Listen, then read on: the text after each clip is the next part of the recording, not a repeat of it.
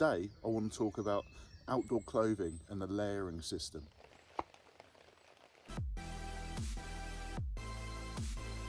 So our first line of defense when we're in the great outdoors is our clothing on our back. This is what is going to protect us from them extreme elements or them killer combinations: the cold, the wind, the rain, the snow, or the sun as well. Okay, and mix them together and you've got the killer combinations. So forgetting about building shelters, that is our sort of last resort, natural shelters. The clothing on our back is going to be the thing that's going to keep us alive to start with, and that starts off with our extremities. Okay, so losing heat through our heads and our neck area, so that's why we've got a shamag there, so a scarf, some sort of tube, a buff and a good hat will keep the heat in your body, because you will lose it from your neck and your head. And then our gloves, okay, so our hands, super important. If we can't use our hands, then we can't use a knife, we can't light a fire, we can't use a cutting tool, we can't build a shelter, we can't do anything, okay? We can't get wet clothes off and dry clothes on. So gloves are super important. Okay, we've got a different selection of gloves there, from leather gloves, working gloves, and some Arctic gloves. And then after our extremities, we come onto our base layer. Okay, our base layers, out here we say cotton kills. Okay, so a cotton t-shirt will soak up the water, soak up your sweat, and get heavy and get cold very quickly. So something like a football shirt, a running top, a rugby top, something like that, that's going to wick away that sweat from your body, and that will keep you a lot warmer. And then we've got here a thermal layer, so thermal bottoms, thermal top, and that will keep that body heat in against your skin. Okay, after we've got our base layer, we then go on to our thermal layer. Something like a fleece, so a microfiber fleece, and down jackets, something like that, that will trap the body heat in between your base layer and your thermal layer. This is what keeps you warm. Okay, so the base layer tops will wick the sweat away from your body and keep you warm, and then your thermal layer will keep you warm, will trap that body heat in between that base layer and your thermal layer. So a load of different things. We can get that, even a hoodie, microfiber fleece, down jacket, something like that. And then we go on to our outer layer. Okay, soft shell or hard shell, doesn't really matter, depends on what environment you're in.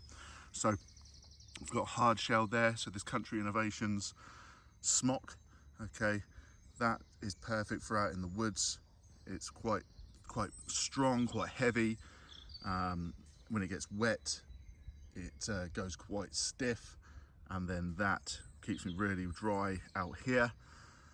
And the same with the trousers. You could use Gore-Tex jackets, not so good out in the woods. If you get them snagged on a branch, they can rip and tear quite easily. Really good out in the hills, out walking, running, something like that. Then Gore-Tex is really good, and obviously that's being hard shell or soft shell. So that is what you need to think about first. Okay, your extremities, your base layer, your thermal layer, and then your outer layer. Okay, that is the clothing on your back is going to keep you alive first. We also need to think about what we're taking out on a hike, out into the woods, out in the hills, just going on a family walk. We need some sort of protection from them extreme elements.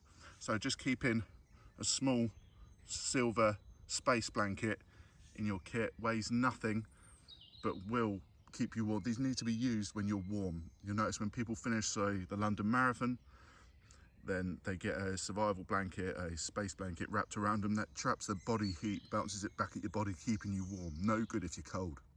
Really good as a sort of reflector for a fire. Don't put it too close, obviously it goes up really quickly.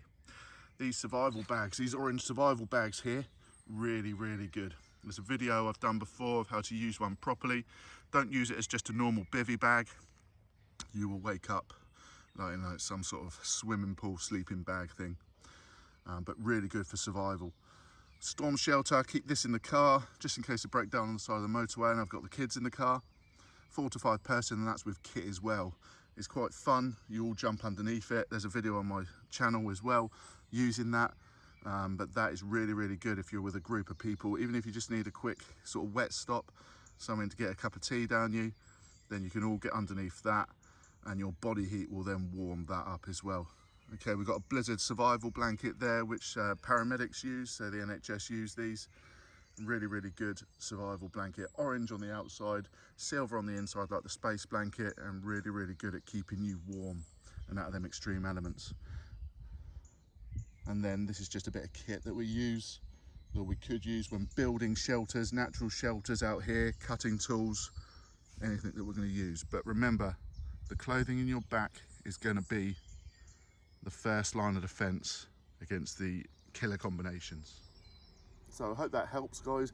Don't forget, no matter if you're just going for a little family walk in the woods, always take something that will keep you warm and dry.